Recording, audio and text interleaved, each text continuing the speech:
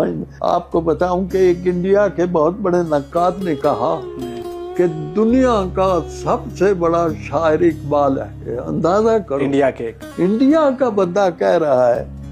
تو میں حیران, میں کہ اٹلی کا ڈانٹے بھی ہے, میں نے کہا جرمنی کا گوئٹے بھی ہے, برطانیہ کا شیکسپیئر بھی ہے, بر صغیر کا غالب بھی ہے, تو اقبال کیسے ہو گیا دنیا کے سب.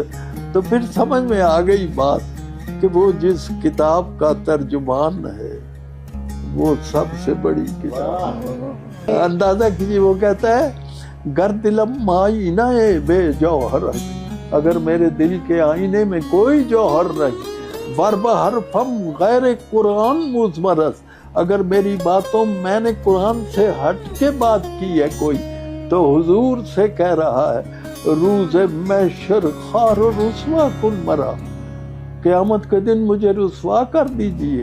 اور اس سے زیادہ بڑی بد دعا کیا کر سکتا ہے کہ بے نصیب از بوسہ پا کن مرا, مجھے اپنے پاؤں کے بوسے سے محروم رکھیے.